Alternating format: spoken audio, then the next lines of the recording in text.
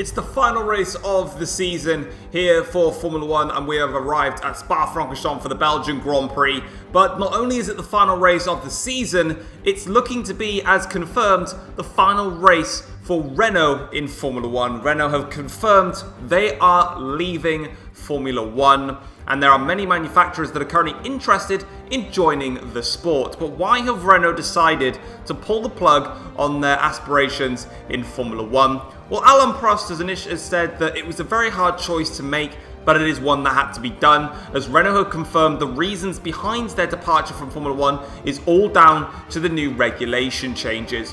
This year in Formula 1, it was announced that next season we will have a new regulation change, which is aimed at slowing down the cars and helping with safety. Of course, the cars at the moment are extremely lightweight and extremely fast, but after a crash in testing, it was quite clear that the cars are going too fast in some of the corners and could lead to a near fatal accident unless all of the circuits get heavily revamped for these new fast cars. And it's something that the FIA are taking very, very seriously.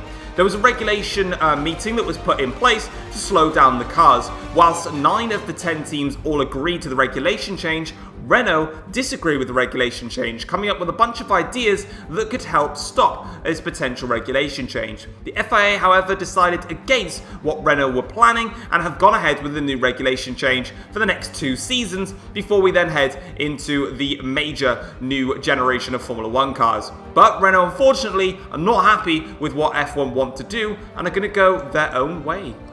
Taking a look at the race news now as we head into this Belgian Grand Prix weekend, it was McLaren and Jaguar, albeit Reese and Sam, that topped the timesheet heading into the Belgian Grand Prix, going fastest in all 3 sessions, with Ferrari and Audi right behind the top 2 teams, meaning that McLaren and Jaguar do not have a big advantage around here, but Sam and Reese were able to extract more out of their car. Tom admits that he's going to have to drive the Ferrari over its limit in order to perform here at the Belgian Grand Prix. Despite Ferrari being there or thereabouts with all of the top 4 teams, Tom believes it's going to take even more than that to try and beat the likes of McLaren and also Jaguar. Sam says that he is ready to spoil the party, with Jaguar having great pace. Sam, of course, is at a very far outside shot to win the World Drivers' Championship, and he believes that it's not possible, but he's going to give it everything he's got and have some fun, and as he says, spoils the party. Reese is happy with his car and admits that he's in a very good place for this race, which bodes well for the Formula 1 World Drivers' Championship. Reese is the closest man out of the 5 drivers to Tom at the top of the table. The gap is just 5 points between them. So let's see who's going to come out on top then. It's the final round of the season. It's the Belgian Grand Prix. Hey, what's going on, guys? It is Foxydude here. Welcome back to a brand new episode of the F1 journey for you guys today here on the channel. We're here for the final round of the season. This is round number 17 for the Belgian Grand Prix. If you guys end up enjoying today's episode, feel free to drop it a like and subscribe to the channel if you're new around here as well. And this is a massive race in general. There are 5 drivers that are in contention to win the Formula 1 World Drivers' Championship. As things stand, we have the high ground by leading the World Championship by 6 points over our cousin Reese, who is in 2nd place. Then it is Charles Leclerc, Daniel Ricciardo, and then Sam lining out the 5 drivers. Into qualifying then, our first flying lap here, Reese currently on provisional pole, but we slot ourselves into P2, about 0.3 of a second behind Reese. Second flying lap now, we've dropped down to P4 as the 2 Jaguars improve in front of us, but unfortunately, on our final flying lap here, we're not actually finding enough time here to get ahead of any of our championship rivals. As we come towards the end of the last chicane now, losing even more time, it's only going to be good enough for P4 on the grid.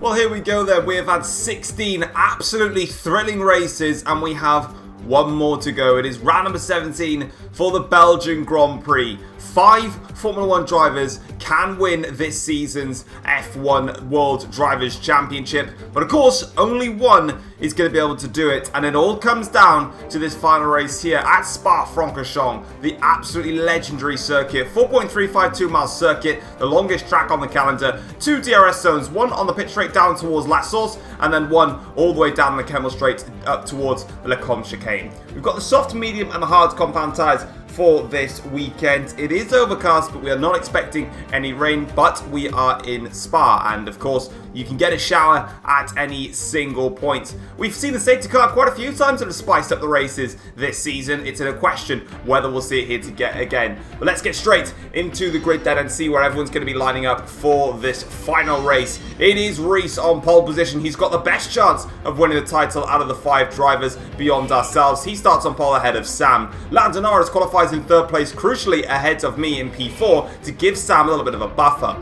Carlos Sainz qualifies in P6 with Leclerc just ahead of him in P5. George Russell starts 7th for this Grand Prix with Daniel Ricciardo down in 8th place. Not a good qualifying session for him. Lewis Hamilton starts the race from 9th on the grid with Valtteri Bottas starting in P10. Sebastian Vettel starts the race from 11th on the grid ahead of Esteban Ocon in P12. Starting in 13th place, it's his home favourite hero, Stoffel Vandoorne in Red Bull with Nick de Vries in 14th. Nico Hülkenberg lines up 15th on the grid with Pierre Gasly 16th for Ford. 17th on the grid is Sergio Perez, and Yuki Tsunoda lines up 18th on the grid. And then on the back row for the last race of the season, it is Pascal Wehrlein and Callum Ilott. But here we go. Let's see who's going to come out on top. So here we are then on the grid to start the Belgian Grand Prix. And as you can see, we're going to be doing the standard one stop as we tend to do in all of these races. But here we go then. We're on the grid now. We have got 4, now 5 red lights. Only one of the 5 drivers can be world champion. And let's get this race underway then. It's a good start from us off the line there in P4. Heading in towards last source now. We go very deep in towards the first turn. Nearly making contact there, but we get around the outside of Lando Norris. Now we're attacking Sam. Heading down in towards Eau Rouge. Making the run down. Reese leads this Grand Prix. Sam now with that extra straight line speed in the Jaguar maintains position in 2nd place, but through Eau Rouge and Radion now down to the Camel straight here. We've got a better run than Sam, getting onto the grass a little bit there as Sam gets a bit wayward on the inside there. Now we're just trying to follow him as we go now down in towards Lecombe. We go a little bit late though on the brakes again, go off the circuit. Now Lando Norris here is going to try and come down the inside. Norris gets through into 4th place here. Leclerc now trying to get ahead of us. It's not been a great start despite our initial good launch, but we get ahead of Charles Leclerc. Reese leads the Grand Prix. Sam in 2nd place. Lando Norris is 3rd, and we're currently in 4th. But unfortunately, this is not good enough. As things currently stand, this is only lap 1 though of the Grand Prix. But as it stands, Reese is going to win the World Drivers' Championship. But of course, we've got a long, long way to go. But the thing that we must do is we've got to stay in DRS range of the 2 Jaguars. If I let them get out of DRS range, this race could be over instantaneously. But as you can see, we need to keep pressing onwards as we now go on to the straight now, heading in towards Blanchimont and also the bus stop. You can see we're actually closing up a little bit here to Lando Norris as we start to drain our battery in an attempt to get back into range to attack these Jaguars in a straight line. So let's go now down in towards the last chicane here and braking at the 100 meter board, a little bit deep on the brakes still though. Car not feeling brilliant on its high fuel. Reese though sets that fastest lap of the race so far. We set the fastest final sector of anybody. We're 6/10 back from Lando Norris, but that really could have been all of over there as we really need to start working on trying to get the brakes into a good range and finding our sweet spots with the braking zones here. But at the moment, we are currently in 4th place. At the moment, we're not winning the title, but we've got plenty more to go in this race. You can see here that, as you can see, that Norris now is about 7/10 of a second behind Sam. We're 7/10 of a second behind Norris as things stand, going in towards Lecombe. This area of the circuit is by far my strongest. We've got a yellow flag, though, for someone behind. It's one of the Red Bulls, then, that unfortunately looks like they're going to be pulling over in this race. That's disastrous news for them. It's not actually Alexander Albon. I can't change the names for the person that retires from a Grand Prix despite the name changes. It's actually Yuki Tsunoda that is out of this race. You can see here pulling up in the Red Bull, and unfortunately his little substitute stint, should we say, at Red Bull has come to an end, and so too has his race.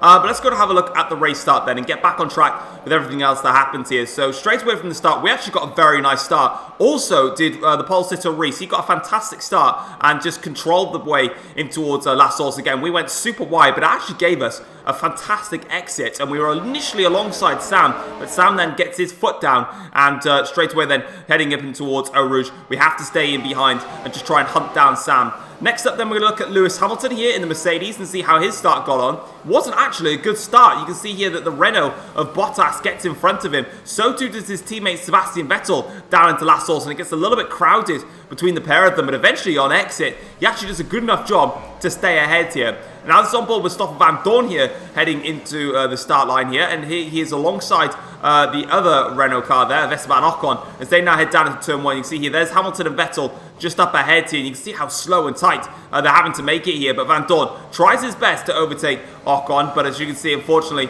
it's not going to be good enough. He'll try his best now, but you can see how bad that Red Bull is in a straight line. On board here with Lewis Hamilton and Valtteri Bottas now, the two former teammates at Mercedes once upon a time, now in separate teams here. Bottas fighting here down in the inside, in towards Lecombe, and you can see Hamilton there defends the inside line, and he'll have the better run, but Bottas will hold it down the inside here. Hamilton will have to keep fighting against Valtteri now as they go down in towards the middle sector here. You can see Valtteri trying his best now down the inside. Hamilton can swoop around the outside. Bottas, though, carrying a bit more speed down the inside as they go through No Name. Now as they make their charge now down towards Pouon. This is going to be very, very bold and very brave from all of them. 3 wide nearly as Vettel tries to get involved in the act there, but Hamilton trying to hold on versus Valtteri Bottas. Still, they go side by side. Nothing to separate these two drivers. Of course, Bottas, you could say technically, and also Ocon, are racing for a seat in Formula 1. Obviously, confirmation at the start of the weekend that Renault will no longer be in Formula 1 from next season onwards. This is Renault's final Grand Prix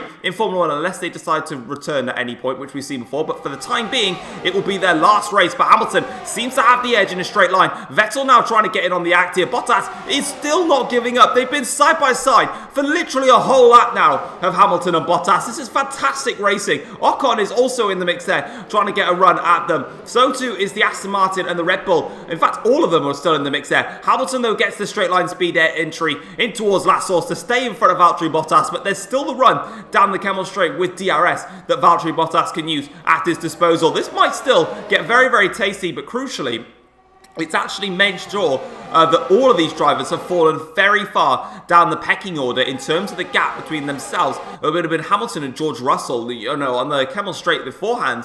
Lewis was right on the back of Russell, but you can't even see him now. Bottas tries to go around the outside of Lecombe. Hamilton has it covered off. So finally, their side-by-side action is done and dusted. Well, I say that, not for much longer though, because here they are again, as Hamilton gets a horrible run through towards last source. Then he must have locked up through there. He had plenty of time and space, but that's a really bad run. But that's actually compromised Bottas more than anything. Vettel goes around the outside into Eau Rouge and now into Radion. Very close, near contact there between the two drivers. They'll both have DRS here to attack Lewis Hamilton now, going towards Leclerc. Bottas moves to the inside line. Hamilton is in the middle. Vettel around the outside here as they go in towards Leclerc now. Bottas gets around the outside and he is through ahead of Lewis Hamilton. Vettel also ahead of Lewis Hamilton. That is Hakkinen Schumacher styled overtaking there in towards Lecombe. Lap 6 so to start lap 7 of the Grand Prix, and there wasn't necessarily much action going on at the front of the field, but this was pretty much here the story. I'll show you all of lap 7 here as we're going to be boxing at the end of this lap here. This is pretty much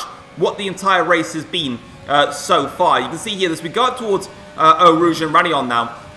You see Lando Norris and myself are all DRSing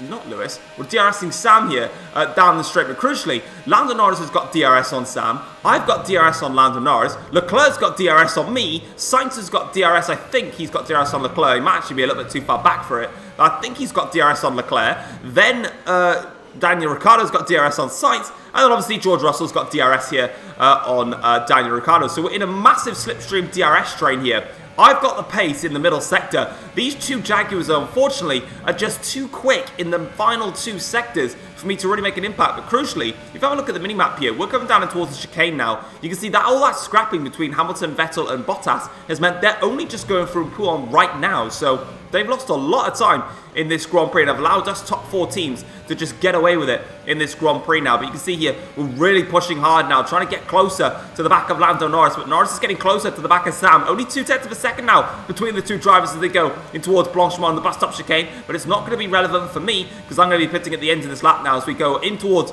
the bus stop chicane. Now you can see here, that is anyone else going to stop? No. So crucially, no one's going to be stopping in this Grand Prix. So we're going for an undercut then in this race to try and get ahead and get that track position, because as I've said, at the moment, we're not winning the championship. Reese is out front, and that's not what I needed. Of course, Reese is the closest man to challenging me in this championship, despite the fact we've got 5 drivers, of course. Myself and George Russell, though, do pit. We're going on to set the hard compound tyres to the end of the race. So it's game on then. We really need to start making up places and really need to get a move on. And if I can get the undercut now on both of these Jaguars, then we're in the box seat. Because crucially, Lando Norris is actually doing a fantastic job, because him DRSing Sam and Sam being able to stay ahead, Lando Norris is not in the championship race, but he's doing everything he can to help Sam by being that rear gunner for him versus me. Obviously, Sam won't win the title if I was in the position that I am, but we press onwards now here. Lap 8 of the Grand Prix now. We're on the back here of Callum Ilott, I think this is, in the Ford now. So we're going to go to the outside here of Blanchimont, but he actually passes the Red Bull there of, I think that was Stoffel Van Dorn, but we also pass him, such is the poor straight line speed of that Red Bull. Down into the bus stop chicane now here. We're going to go down the inside here on Callum Ilott and make the move stick here on the Ford driver, and we are through and ahead of him now. Next up, it's going to be Pascal Wehrlein in the Porsche, but where are our championship rivals as we go into turn 1 now? Down the inside here, in towards last source. Let's see who comes out there. That's Reese coming out of the pits there. That's Norris coming out of the pits there. Norris on medium compound tyres. We're going to have to be bold. We're going to have to be brave. Let's go for it into Eau Rouge. Round the outside we go into Radion. Little bit of contact made, but that's a super move there through Eau Rouge, and a critical one in this race. Reese still comes out in front now. We've got DRS here on Pascal Wehrlein. We've got to pass him now in this Grand Prix. We have to make this move stick. We don't make it stick though. And Pascal Wehrlein stays ahead. Norris tries to come back at us, but we've undercut Lando Norris in this Belgian Grand Prix. But what's crucial is everyone around me has pitted for the medium compound tyres. I've gone in for the hard compound tyres. I just followed the team strategy. I didn't think that the medium compound tyres were what everyone selected, but now that I look at it, it was probably the right call. But again now, we're in trouble here because Pascal Wehrlein is really holding us up in this Grand Prix. I really can't be doing with Wehrlein in front of me for this entirety of this lap, but unfortunately, it is currently being the case here. We get a much better run through here. I'm going to have to go for it down the inside on Pascal Wehrlein, and we do just that. We're up ahead of him now, as you can see here, back on board with myself, and also Reese now here, who's just ahead. Well, he was just ahead, but now Lewis Hamilton is ahead because he's just absolutely breezed past him. There he goes. You can see there, that's Reese now on the medium compound tyres. Next up for him, I think, is Nick de Vries in the Aston Martin there. It is Nick de Vries, so that's next for him. But Sam now has also pitted in this race, but I think we might just be in a bit of a predicament here because we've gone onto the hard tyres. Everyone around us is on medium. Sam now is into the pits here. This is going to be crucial again now to try and overtake Sam in this race. He's come out just ahead of us though in this race here. Sam, not as close as we were to him as we were to Lando Norris to go side by side through Eau Rouge, but we're just going to have to follow him in the slipstream here, but he's going to have that DRS crucially on Pierre Gasly in front, which is not going to help us, but we'll get the better run, the better speed now as we go onto the straight here, side by side now with Sam. We've got Pierre Gasly in front of us. It's going to be Hakkinen and Schumacher once again in towards Leclerc. We get through into second place in the Grand Prix. Sam though does not pass Pierre Gasly. He'll have to sit behind him for nearly a full lap now, and there is the gap that we need to close down then. It's a 2.1 second or 2.2 second gap between myself and Reese. My only hope now is that those medium compound tyres just fall away. Otherwise, we're not going to have fun. Speaking of Nick de Vries and Reese, here he is now trying to attack de Vries in the Aston Martin now as they go in towards Blanchimont. You can see de Vries here on the medium compound tyres. So doing a different strategy here compared to Reese, but he's holding it on in there. It's the Aston of de Vries. Now in towards the final chicane here to the bus stop. Let's see if Reese can get in front of Nick de Vries. That's us there in the Ferrari, getting very close for company now. Catching Reese at a rate of knots. Sam's also got past Pierre Gasly. De Vries has got DRS. He's still going to go for it down the inside in towards last source. Is really not going to help Reese at all in this Grand Prix. He's going to be seething in his cockpit at the fact that de Vries is holding him up like that, but unfortunately for me, he gets ahead of Nick de Vries. Lap 12 of the Grand Prix now, and this is getting bad. Reese is now pulling away. He's 3 seconds clear in this Grand Prix. Sam is now all over the back of me. Ricciardo sets the fastest lap. Leclerc sets the fastest lap, and this is an indication that going onto these hard compound tyres at this stage is not working at all. We're not gaining any time here, and now we have to come up with another plan. And my plan is quite weird to think, but I'm going to let a championship rival get ahead of me, and that is Sam here. He's got the DRS now wide open here onto the Kemmel Straight. You can see all of my rivals behind me. Here comes Sam now with the Jaguar power in towards Lecombe. He goes for it down the inside. Sam gets through and into second place now in this Belgian Grand Prix, and it doesn't help the championship aspirations, but there's a plan behind this. You can see the gap is already back up to 3.7 seconds now between myself and Reese here. Hold that thought for a little while though, because here is Nick de Vries now, who pitted for a hard tyre set, and he's now under attack from Hamilton. Crucially, de Vries starting on the medium tyres and going now to the hard compound tyres really wasn't the best idea, but it doesn't matter because it's not worked out for him here. Lewis Hamilton now with that DRS is going to be able to pull away here on the Kemmel Straight and solidify his overtake in front of Nick de Vries. Job done. Lewis Hamilton can be satisfied with that one. He is away, and good overtake from him there. Now, this is what I was talking about letting Sam through. We've got DRS on Sam. Boom, fastest lap of the race for Sam. We're still in DRS. Gap between ourselves and Reese down to 3.4 seconds. That's 3/10 out of Reese in that last lap. Lap 14 to start lap 15. Still in DRS range. Look at the gap between ourselves and Reese. Down to 2.7 seconds. Sam, another fastest lap. We're 2/10 behind Sam on that occasion. Still pushing hard now to catch Sam in this race, but catch Reese as well. That's the aim here. Lap 15. The gap is now down or staying at 2.7, 2.6 seconds. We're now just setting personal best laps here in this Grand Prix now to try and catch Sam. But this is where, unfortunately, our plan is going to backfire, because on this straight now, Sam here is pulling away. And now, as you can see, as we go up Eau Rouge now, we've actually just lost DRS here on Sam in this race. It was the only option I had, but it's the only option that unfortunately now has backfired, because Sam's just going to pull away in a straight line. Norris now is going to look to try and catch us on the straight here, and don't think I've got the pace throughout the rest of the lap to regain ourselves into that position here. The gap now down has gone up to 2.6 seconds. We've got a yellow flag though in the background here, and it's for our teammate then, Carlos Sainz. So on his final race, well, it's not his final race for Ferrari, but the final race of the season for Carlos Sainz. It's been a tough season for Sainz. It's been a tough season for Ferrari. I've just been lucky, especially in the opening phases of the season, to get away with it. But you can see there is confirmation that Sainz does indeed DNF with an engine failure. Not a good season for Sainz, unfortunately. He'll be looking to regroup, ready for next year, and he even smashes over a bollard in his disgust.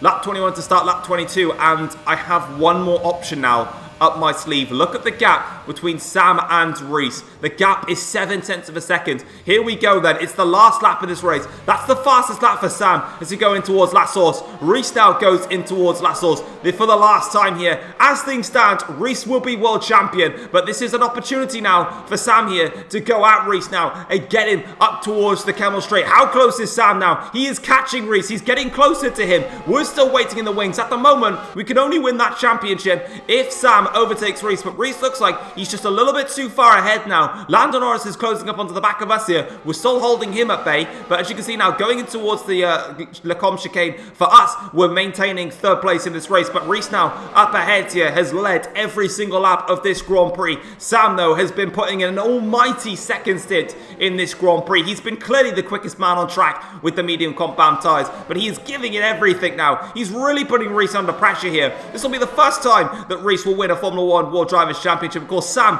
has won a championship as well, and we've won the other 5 in this F1 Journey universe so far. So, of course, it's me and Sam that have dominated the F1 Journey universe. Now it looks like Reese, though, could be on to just take that away and add himself into the collection of Formula 1 World Drivers' Champions, unless he has a major problem now into the bus stop chicane. Sam has been giving it everything he could. We've given it everything we could have. But unfortunately, it's not going to be our day. In towards the bus stop chicane now for the last time at the Belgian Grand Prix. Reese goes to the start-finish line, and he has won the Formula 1 World Drivers' Championship. Fair play to our cousin Reese. He has done it for McLaren. He has won the F1 Journey title. You cannot take it away from him. We've come across the line to finish in third place, but unfortunately, it just wasn't enough in the end. Reese wins the title. McLaren victorious once again in Formula 1. But let's have a look at the full classification, and as you can see, Rees goes ahead and wins the Belgian Grand Prix. And just to show that he was fully calm and composed, despite Sam reeling him in lap after lap, he set the fastest lap of the race on the final lap of the race. That's composure for you. Fair play, Rees. Well done. He wins the Grand Prix by just 7/10 over Sam. We finished the race in third, 5.7 seconds behind in the end. Overall, in terms of my side of the garage, we were kind of there or thereabouts in the first stint. The main issue is we pitted for the hard compound tyres. We did what the team said. We should have just got onto the medium tyres. They would have got us to the end of the race. The hards were fine as well. I think if we're on the medium compound tyres, maybe if I did that strategy again of letting Sam through, I would have been able to have kept up with him because we would have been on the same tyres. I think the mediums were absolutely fine. It is what it is, though. They just had the pace over us. Lando Norris finishes in 4th place for Jaguar, 6.3 seconds back in the end. Daniel Ricciardo finishes 5th for the second McLaren driver, 6.7 seconds back. Charles Leclerc 6th in this race, 7.3 back in the end. George Russell finishes in 7th, and then it's a big gap then between himself, and then it's Ocon, who actually does beat the two Mercedes drivers, Vettel and Hamilton, so fair play to Ocon there, finishing it out, and of course, Rees getting that fastest lap point as well, just to solidify it. In the second half of the table then, Nick de Vries just misses out on the points in P11. Nico Hulkenberg is 12th in the championship, in the race. Pierre Gasly finishes in 13th place ahead of Sergio Perez in 14th. Pascal Wehrlein finishes in 15th for Porsche. Valtteri Bottas for the last race for a Renault team finishes in 16th place, but at least Renault will bow out of Formula 1 with some points. Callum Ilott for Ford is in 17th ahead of Stoffel Van Dorn in P18 for Red Bull. Carlos Sainz, our teammate, unfortunately DNS from the Grand Prix and finishes 19th classified, and Yuki Tsunoda classified, or doesn't get classified, but is 20th, obviously with that other DNF there for Red Bull.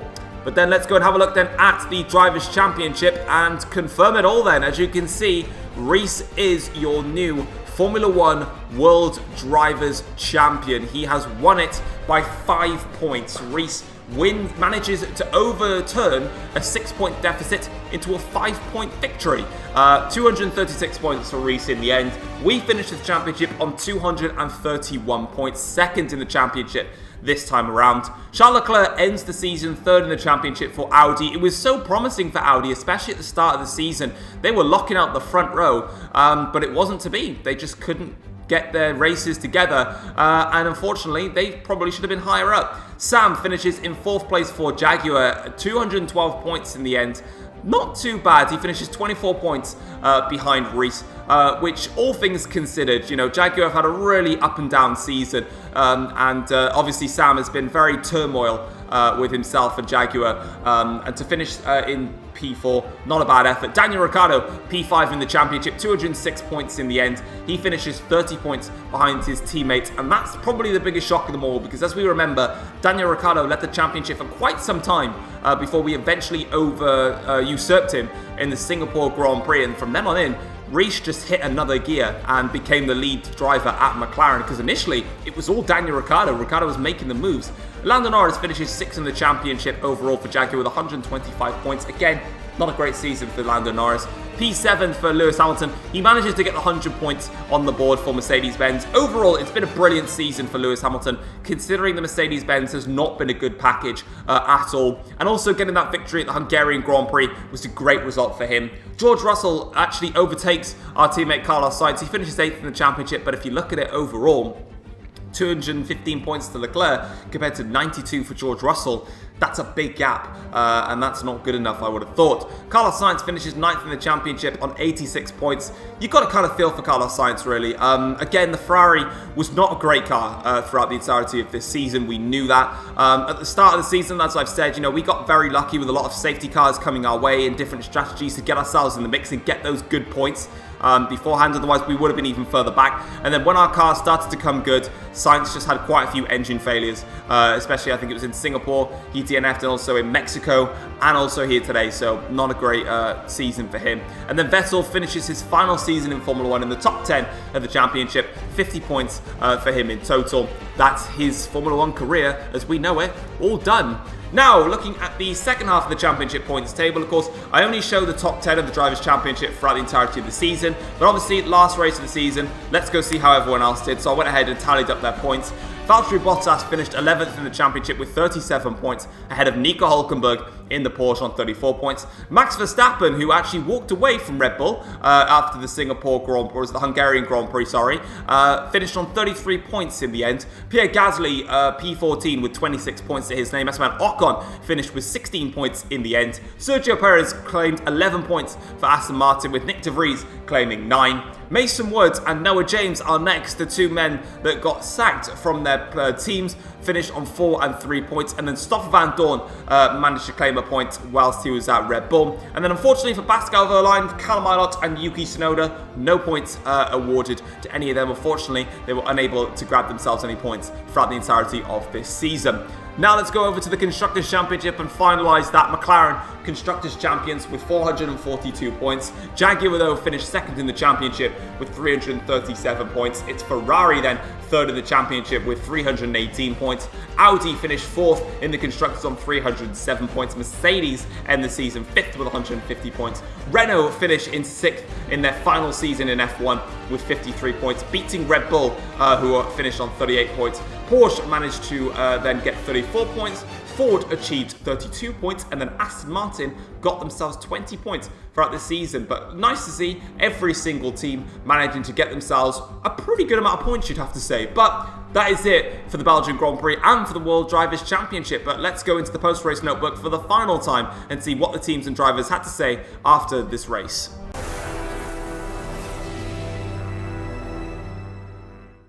So there you have it then. Rees has won his first ever Formula 1 World Drivers' Championship. He managed to beat Tom to the title by 5 points, overturning a 6-point deficit by claiming victory on the fastest lap, and with Tom only good enough to get third place. Rees was left in tears and was speechless after winning his first F1 title. In an interview though, a little bit later on after all of the celebrations, he admitted that his performance in the second half of the season really helped him win this World Championship, and he couldn't thank his team enough.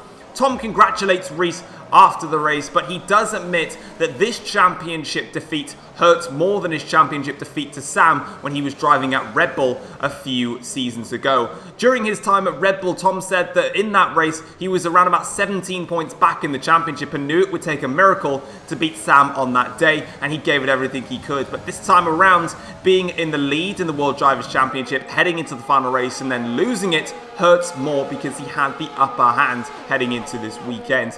Charles Leclerc is proud of his season with Audi, but he was left gutted that he just didn't have the pace to perform in the final 2 races. Of course, we saw throughout the entirety of this season, Leclerc was very, very strong. Audi was so quick in pre-season testing and in the first few races, but the first few races, they just couldn't get it together. And then as the season went on, when Audi were not the fastest car, Leclerc switched into another gear and got some brilliant race victories, especially at the British Grand Prix, beating Tom and Rees on that occasion. But as we got towards the tail end of the season, Leclerc just dropped off, and we saw at the Japanese Grand Prix, George Russell got ahead of Charles Leclerc and got the fastest lap. And then here today, Leclerc just couldn't challenge the top 3 teams, and it just wasn't enough. And it's back to the drawing board for Charles Leclerc. But that is it, guys, for Season 7 of the F1 Journey. It's been my favourite season so far of the F1 Journey, with all of the liveries that I've created, all of the graphics works that have gone into it. And again, a massive shout out and a massive thank you to Sam. You can check out his channel. It's always linked in the description of every F1 Journey video. Williams Gaming, go and check it out. He's been crucial in making the race intros for me, making the F1 Journey intro itself as well, making all of the graphics that you can see on your screens. It's really been a massive help for me. Otherwise, if I had to do it all on my own, it would literally take me about 25 years to do it, and I wouldn't have been able to have done it. So massive thank you and a shout out to Sam. But there we go. That's another season of F1 Journey in the books. Will I be back for another season of the F1 Journey for Season 8 and F1 2021? Well, if I'm still doing YouTube around about that time, because you never know what life brings you, then fuck yeah, I will. I can't wait. But yeah, thank you very much for watching. And as per usual, here is a little end of season montage of all of the best bits from Season 7 of the F1 Journey. Thank you very much for watching. Peace.